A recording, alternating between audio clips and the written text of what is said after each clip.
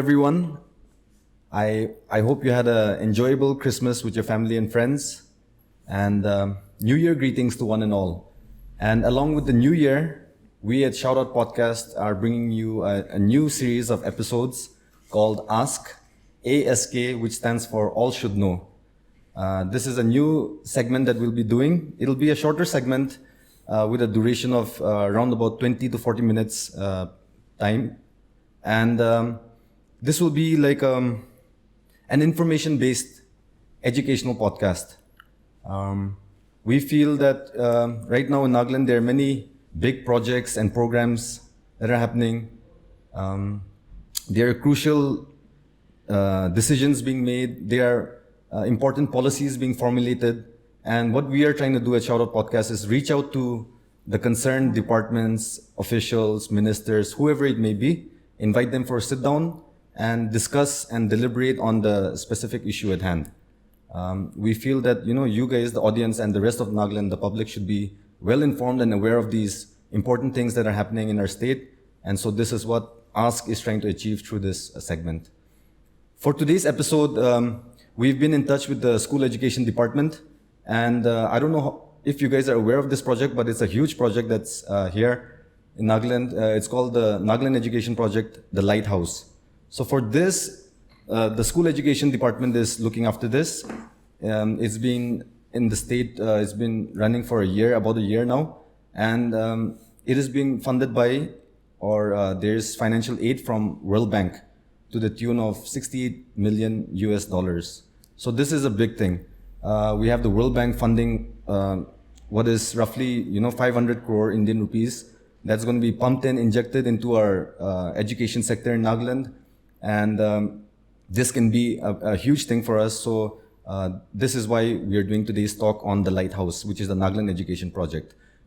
As we all know, the current condition since this project is mainly aimed at government schools, we all know that the conditions of the schools are unfortunately subpar, whether it may be the infrastructure, the issue of proxy teachers and poor results, and the list goes on. And unfortunately, this is the case, but this is the ground reality of the day. And we feel that a project like this, the Nagaland Education Project, the Lighthouse, can change this, can be a catalyst of change and reform this entire sector, the education sector, and turn it into a success story.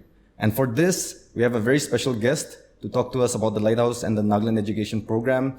He is none other than the very young, dynamic IAS officer, Mr. Shanavas, the Principal Director of School Education. Thank you. Before we begin, I would just like to publicly state on record that you were on my list of, the people I really had to get That's on my privilege, for the ShoutOut Podcast. This is another thing that we're doing, but the regular ShoutOut Podcast, I really hope that one day you can make time and, hop on that podcast. Sure, we'll plan. Yes. So getting that out of the way. Yeah. Before we get into the topic at hand, why don't we start with, can you just share a little bit about who is Mr. Shanavas? Okay. How long has he been in Nagaland for? What have you been doing and in what capacity Yeah. So hi everyone. So I am Shanavas. I belong to 2012 batch of IAS. Mainly I come from Kerala. So I did my engineering in electronics and communication and I passed out in 2010 from College of Engineering, Trivandrum. Okay. Then after that, I was placed in a private company, but I didn't join. I just took a risk of spending 1 year preparing for the civil service examination. So I gave my exam in 2011. So luckily I could clear, and 2012 I joined the service. Okay. Then I was allotted Nagaland cadre. So 2013 July I joined in Nagaland. So from 13 July till 2021 December, it's a long journey and more to go. Right. So initially I was posted in different districts. I was a probationer in Tuensang. Then I was SDO civil in Zunaboto district, and I was ADC in Mon. Then I was DC in Fake and Zunaboto, 2 tenures. Then I came to school education department in 2019 July. So it's been 2.5 years. So I tried to give my best. So, but the public is the better judge of that. So I won't comment on that. So that is my story till now. Your name has come up very highly recommended by previous guests who have been on the ShoutOut Podcast. My honor. I think we should be happy that we have an officer like you that's serving our state. It's really nice. Let's get straight into the program, right? The Nagaland Education Program, the Lighthouse. can you start by telling us about, how this was formulated, who came up? Because like I told you, I want to give credit to the people who made this possible. Exactly. So how did it originate? Yeah. And can you just take us through the process of beginning of how it happened? So health is also an important department in the state, health and family welfare. So they have one Nagaland health project running that is running for the last 5 years now. So our previous principal secretary, Sir Menukul John, he is retired now last November. So he had an idea. He took over school education. So he had an idea that even education should have something. Okay. And this Lighthouse name came from him because the lighthouse means it's something which gives direction to the ships or incoming boats and all. Right. So in the same way, we also should have some model residential schools in the state. Why? Because many of our children who are studying in the government schools, they come from poor economic background. Correct. So once they go back from school to home, they don't study. So that is the main reason, like you get bad results and everything. So there is like you should have some educational hubs, model schools in place in different parts of the state. So that was the idea. The name was also coined by him. Then that time, even before my joining, they started pursuing this matter. Means at least in the discussion stage. Then our previous senior account officer, Mr. Siran, was also there. So they went to Delhi, had 1-2 consultations with the ministry and all.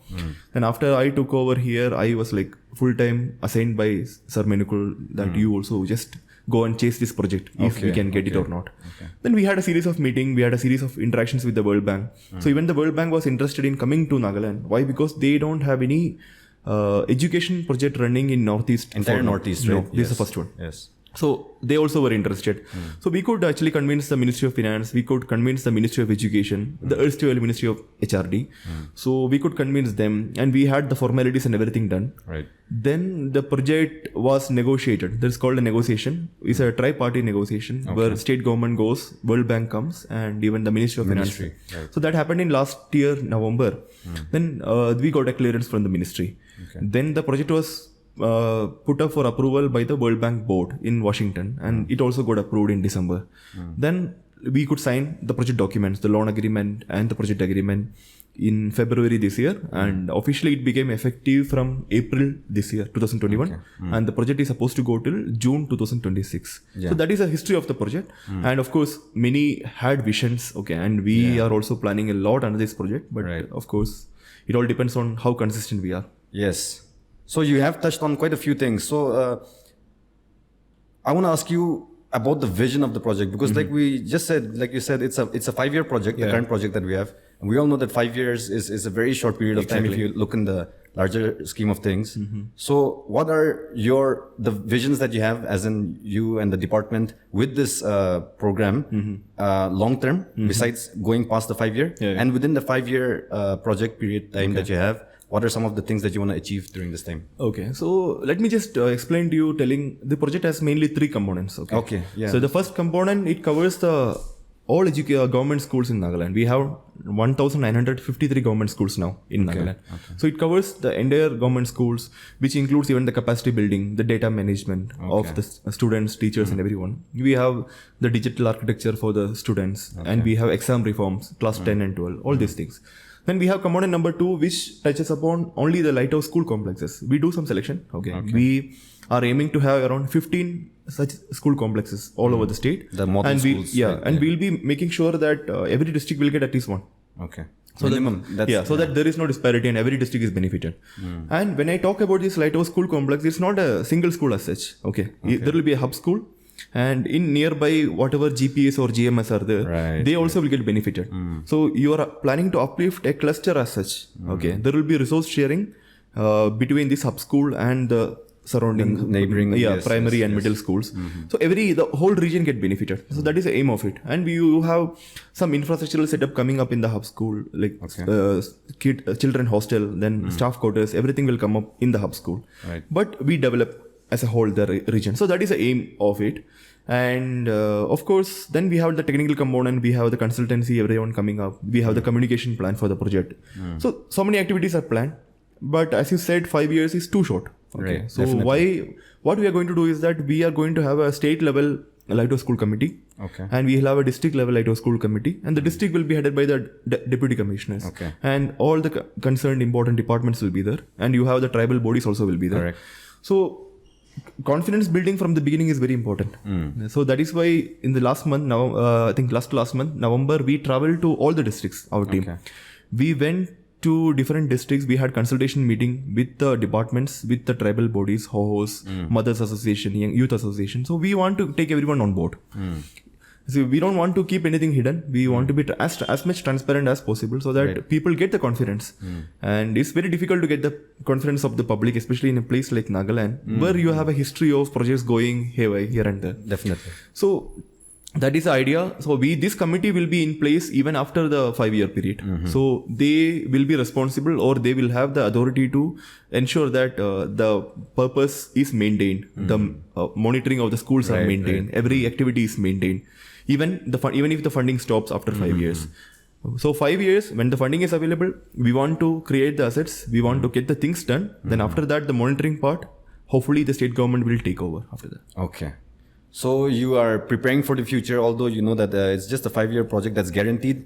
Funding may stop, may not, but that is... No, not like stop before 5 years. I'm telling that after 5 years, of course, the funding is going to stop, and you're supposed to spend all the money and get the things done. Okay. But whatever you do it has to be maintained after that. Otherwise, there is no purpose. All right. Yeah. So now I'm getting the clearer picture. Yes. Because I thought this could be ongoing. So after the 5 years is done, it's done. This is like you guys have to continue with the project. So that's what. Whatever ideas you have, you get it implemented in 5 years.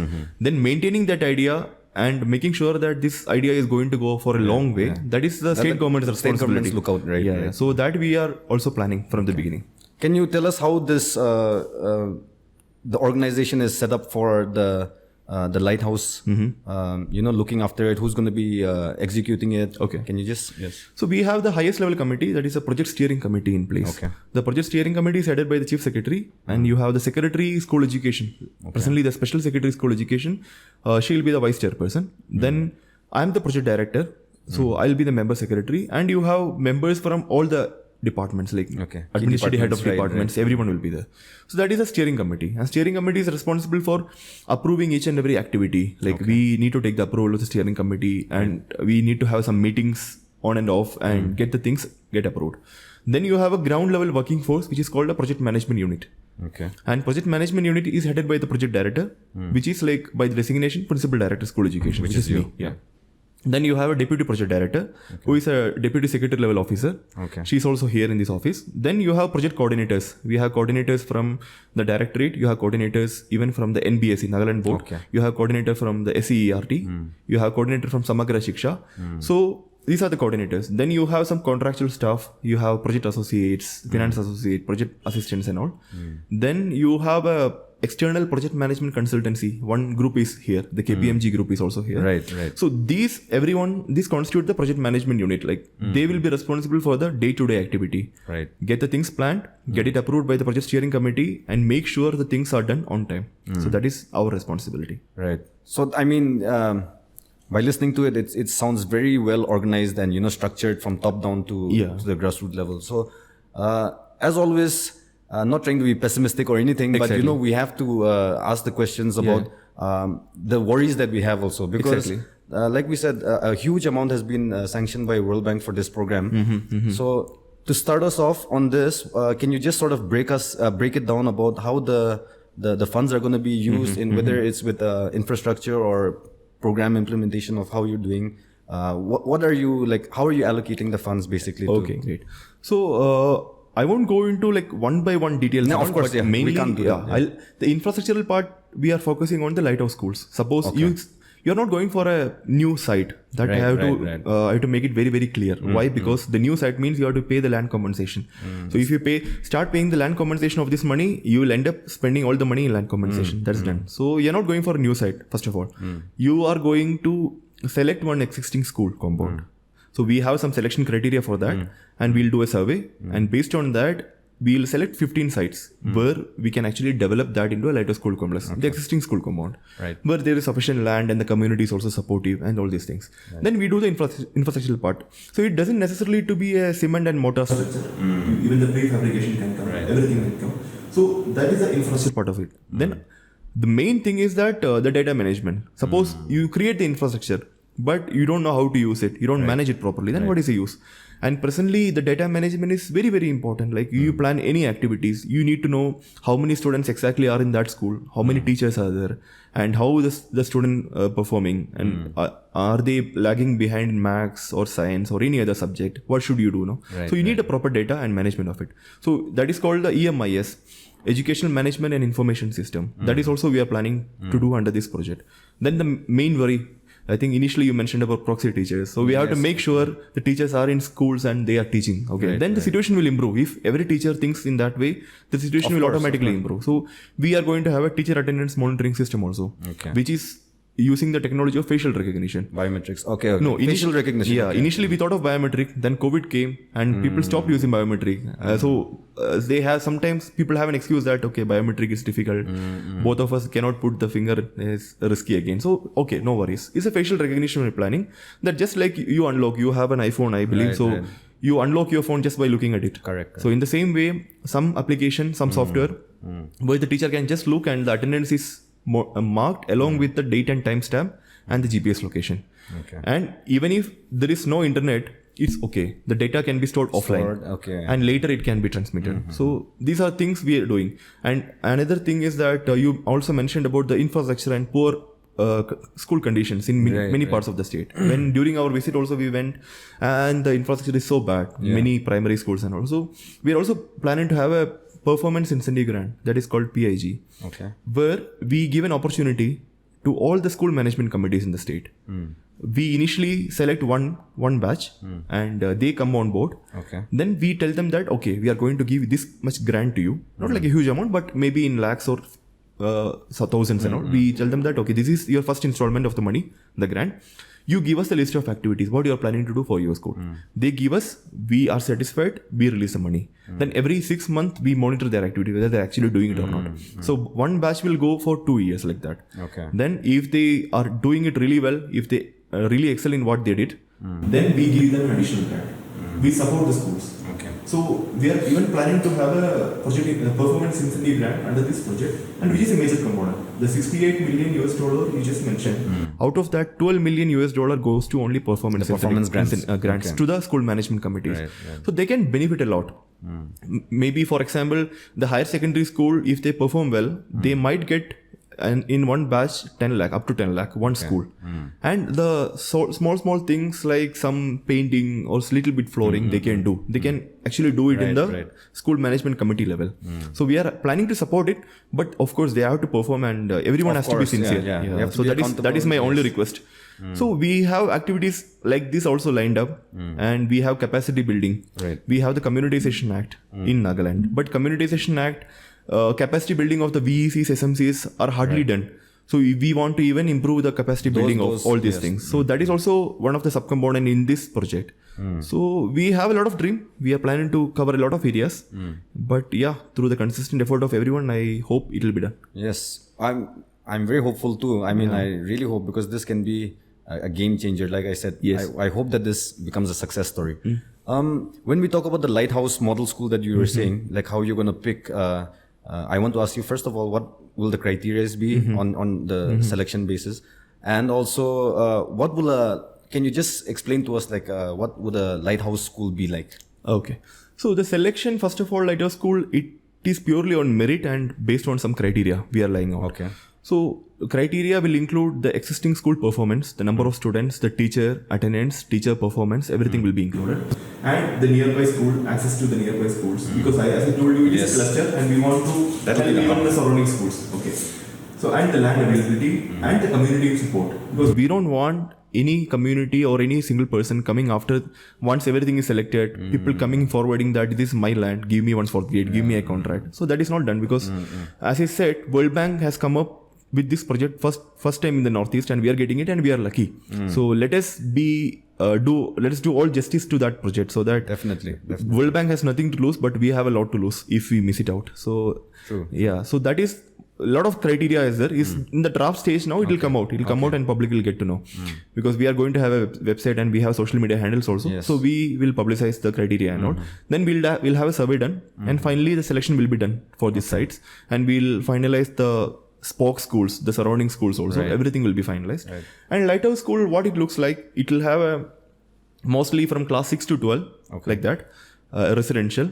And it will have all the computer labs, science labs, the vocational training center, all these resources will be there. The best of the teaching learning methods which is available in the country and even outside, best we will take it up and bring it here, because even we want our children to excel and should be able to compete with the outside world. Then they move out after the school. So that is the motive of it. Then these resources will be shared with the surrounding schools also. Correct. And the teachers also will be there. They will have staff quarter and the hostels for the students. Will this be entirely residential? I mean, the Lighthouse particular? Exactly. The hub school will be residential. Yeah, not the surrounding school, but hub school will be residential. Hub school, yes. Yeah, exactly. Okay. So this is what a Lighthouse school will look like. Yeah. That sounds exciting. I mean, I had mentioned this in a previous episode with, we had Sashila. Okay. Who is the proprietor of Hope Academy. And we were just discussing about government schools. And one of the things was when, unfortunately, but it is what it is, the situation is such, children won't be enthusiastic to even go to school, and with the current situation of how the infrastructure is. So actually management. Just to tell you, like I have seen it myself. When I was in Sunaboto, we used to do some teaching in the government higher secondary school Sunaboto that time. Me and some of my officers when I was DC there. So we go there, we try to teach maths and science to class 10 students that time. So many are like in very poor economic background, and they passed out from government primary schools and middle schools coming to high school. They don't have any foundation. Okay, first of all, they don't have any foundation. They just come, and the children who doesn't know how a basic multiplication or addition will be, like you cannot teach high-end mathematics and science to that child, and they won't be able to cope up. So they had all these issues. So then that's why I thought that they don't study at all. Even the teachers used to tell us that they don't study at all when they go back home. They just come, and when the schools are running, they will just sit here and go back. Right. So that's why we thought, like, why don't we have a residential setup? And where the students, even based irrespective of their economic condition, we don't charge any fees or something. Right. They just come and study, live with their teachers, clear their doubts, whatever they have at that moment, and they just move ahead in life. So that is a motive of it. That I think that is very important for our children. The future of Nagaland. Yeah. I don't know the exact numbers, but it's large, the amount of government students. I mean, students that are attending government schools in Nagaland. And like you said, most of them don't have the basic foundation in place also. So when the public should be well informed about what's happening with this project, because I feel this can be a critical agent of change. Government school students, the amount of students that we have. So I hope, like I said, I hope this works out. And which is why I want to touch on the transparency issue of the, like, how the finances are going to be utilized. Okay. And you touched on where you're going to utilize it, but as Nagas are always very skeptical about the government and how projects are sometimes just like you mentioned yourself also So how so the disbursement will be like this. So we have two mechanisms, one by the state government and one by the World Bank. So any activity you plan, you get the approval from the steering committee, as I mentioned, which is at the highest level. Yes. So parallelly, you have to get an approval from the World Bank, and they have a separate procedure called STEP. It's a step process. Okay. So where you line up all the activities and they go through it and they approve it. That is the part of disbursement plan of it. Then you implement it. Then every quarterly or monthly, you have to send the reports of utilization, how you are going to utilize the money and all. That is one. Then every 3 months, once in 3 months, you have a tripartite review meeting, which is conducted by the Ministry of Finance. And the Ministry of Finance sits with the World Bank, sits with the state government, and make sure that the activities are done on time without any delay and actually ground in something is happening. Why? Because they also have their own reasons. If we don't spend the money and the spending get delayed, because the money is like this, okay, World Bank will give the loan to the Ministry of Finance. And the Ministry of Finance give the money to the state government as grant. Okay. So if we don't spend the money, we don't execute the works, the ministry will have to pay extra interest to the World Bank for unspent money. So they are also like always behind us, just do it. So that is the implementation part of it. Then you have two audits. You have an internal audit and you have an external audit. So these two audits and all the disbursement combined will ensure that the money is spend well. That is one part of it. And the another part of it is that transparency with the public is very, very important. Even we are having this chat, I'm sure that it is part of a communication plant, and we want the right information to reach the public. Yes, that's very important. So we were very clear about that, because if we don't speak the truth from day one, there will be many people sitting outside who are skeptical, and if we don't give the right information, they will find their own information, and it will get spread in the society. We don't want that to happen. Yes. So that is why every activity we will make it very, very transparent, and we have a website also. It's on the way. It's coming up. So every single disbursement and activities will be uploaded there in the website. And so public can always cross check whatever is the disbursement and what is happening on the ground. Right. And at the same time, we are also opening one grievance redressal mechanism. Okay. So it's a portal, and we have the district project assistants in all the districts. One person each. They have been recruited in November. So any grievance, any public, they can just take a white paper, write the grievance, or they can go to the website, to the portal, they can fill it up there also. And if they are writing, they can just give it hand it to the DPA. And we have a policy in place that within this many days, the grievance has to be addressed. Okay. So it is just like a right to information. So we have our own grievance redressal mechanism for this project. That's nice. Yeah. So we are trying in all ways to be as transparent and as efficient as possible. So let's see what happens. Yeah, I think that is very important, that grievance cell that you've set up. And the fact that, first of all, you are looking to talk about this project to the public and make it known, like be transparent about it. Hopefully, when I approach other departments and people who are the concerned people, they will have the same enthusiasm and forwardness with the topic. And second thing is the grievance cell. I think that's very important. The people who are watching, you have to know that we are all invested in this project. Although it might not be directly impacting us, this is impacting our future. So let's all be, up to date about what's happening, and if whatever actions we can take on our part to keep this the project running successfully, or keep them accountable, let's do our part by whether it's writing a complaint or whatever it may be. I just want to ask you one thing about the Lighthouse School, and after it ends, like you touched on it a little bit earlier, saying that after the 5-year project, it is going to, you'll have to continue the states, it's the state's lookout. So what will happen to, say, the Lighthouse, the hub schools? Because the way you described it, the residential schools, it is quite a big burden of when it comes to finances. So how will you be running it post the 5-year project? Yeah, 5-year project. So that's what we planning to have these district level committees, as I said. So even when we travel to the districts, these tribal bodies and all these friends, they were asking me, okay, you have called us for a meeting today. What is our role? How will we get involved? So I told that, see, you're not part of this committee, okay? And monitoring it after that is your own responsibility. So surveying, of course, state government will have to allocate some funds for that after 5 years. That is one thing. But we also are looking at self-sustenance of the schools also. Like you have some kitchen gardens and everything will be set up inside the school complex. Just an example.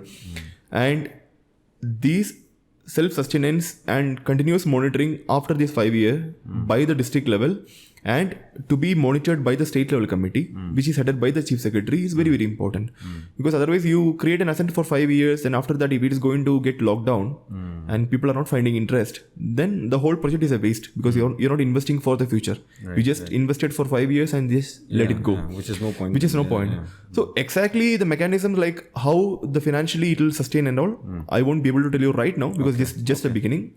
But we are going to have some plans which will make the school continue to function without much financial burden to the state. So that will be in future. Okay. And another question regarding the organizational setup of this, like how you have the steering committee at the highest level led by chief secretary, etc., all the way down to the bottom grassroots levels. Will this be in place after the 5-year project ends also? Yes. So that is why I called a state level Lighthouse School Committee. This committee will be in place even after forever. Okay. That's great to know. Yeah. I think I've learned a lot. I think the public has also learned a lot, and we will be looking forward to, like you said, you have a website that's coming up where you'll be putting up things, the informations that the public should be educated about and informed about. And you have your social media. I think your Instagram page is up. Yes. So we will be definitely sharing the link and all to that. And off the topic of the Lighthouse in particular, but just your opinion on a few things. I just wanted to ask regarding the education system, maybe not just in relation to Nagaland, but India in general. Is for me, one thing, I'm involved in the sports industry and the music industry. So I feel that sports and music is, not getting the due recognition or the status or the importance in our education setup. What is your take on this, and what do you think about how sports can be better integrated into sports in particular? Very interesting topic. Even I am interested in sports. I play some games also. Okay. See, the thing is that we always make a hue and cry when the Olympics was happening last year. So that particular time only we remember that, we don't have an Olympian. Okay. It's just we don't participate in Olympics. What is happening to Nagas? So I saw some posts in the social media also. So now everyone has forgotten about sports. So the next time will come when one football World Cup will happen or Olympics will happen. Yes. That's it. So it's not a sustained effort. So I come from Kerala. So I can share one good thing. What is happening there? Okay. We have the sub-district level arts festivals and sports meet. Okay. So whoever win the sub-district level, they'll go to the district level, and you have up to the state level. And the winners of the state level, I'm talking about the school games. Then they go to represent the national level. Whereas we don't have a sufficient games avenues for the students in the schools right now in Nagaland. So it's our own mistake. Okay, I'm sitting in there as representing the department. It's like our own mistake, but we need to have a sustained effort. We need to catch them young. Like we need to catch them young. Otherwise, once a student grows up and goes to 20-25 years, then you ask that person to pick up a game and try to reach up to the Olympics level or the World Championship level. That's not going to happen. Exactly. That's not going to happen. We have to catch them young. So we have our physical education teachers here, not like in a good quantity. We have very few physical education teachers. Definitely. And the organizational setup where we can have a proper games up to the state level who can represent the national games is not happening right now. Even we are having some discussion in the government level. So hopefully things will change.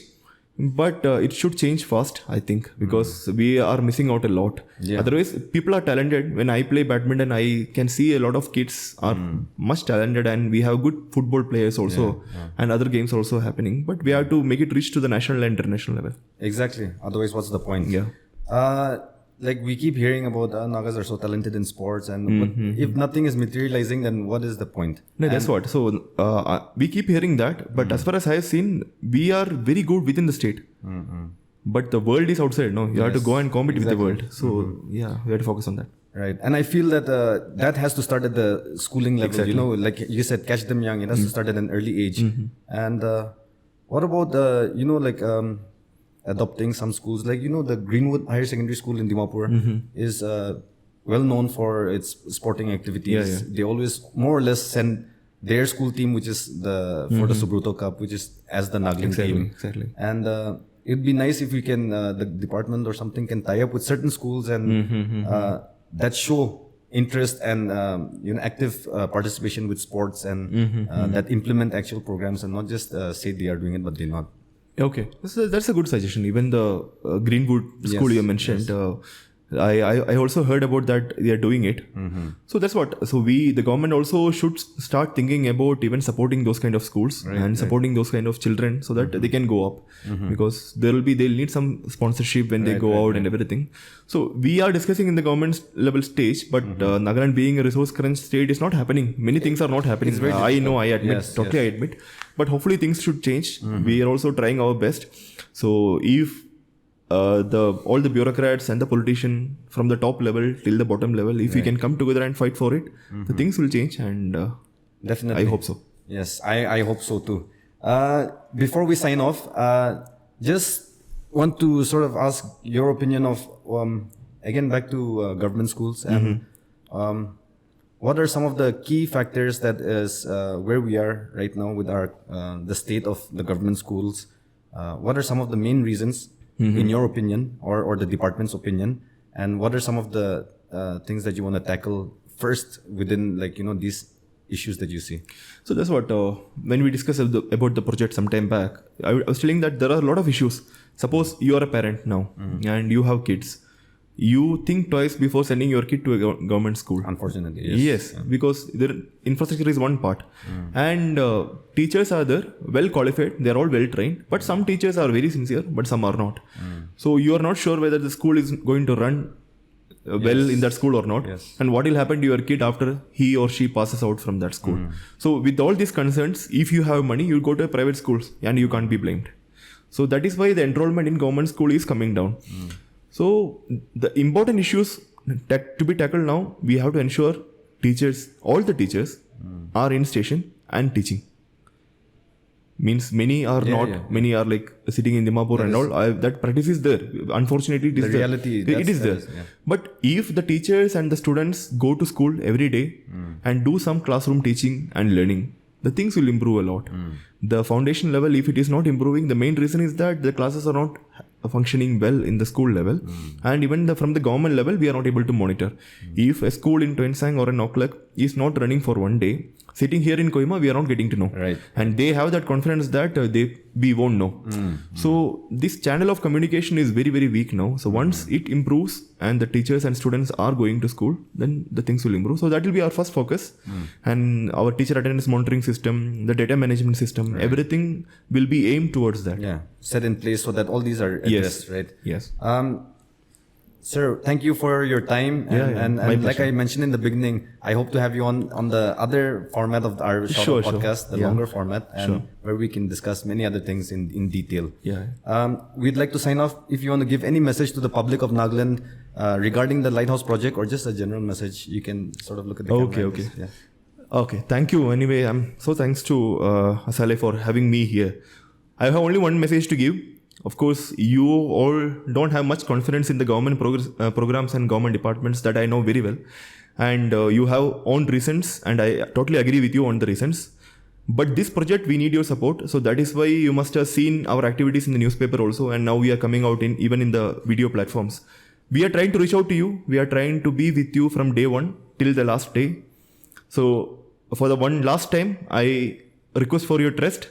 I request for your cooperation. So when the activities are lined up in the field level, in the school level, in the district level, please be supportive and get things done. And at the same time, let us aim towards development. When the Lighthouse school complexes are in place and people are coming and working, give maximum support, and any grievance, as I told earlier, we have the grievance redressal mechanism. You can always approach us through that. And we will make sure that your grievances are addressed within no time. And every single day we are ensuring the transparency. We make sure each and every penny out of 500 crores will be utilized for our children and for our schools. So this is the only message I can give, and thank you for having me here. It's my pleasure. Thank you. Like I just want to tell the audience and everyone watching, as I mentioned earlier, let's all be invested in this project that could literally change the entire education sector in our state and change our children's future. And thank you so much once again for all the best with the project also. Yes, thank you. I hope to talk to you soon. Sure. Thank you. Thank you very much. Thank you.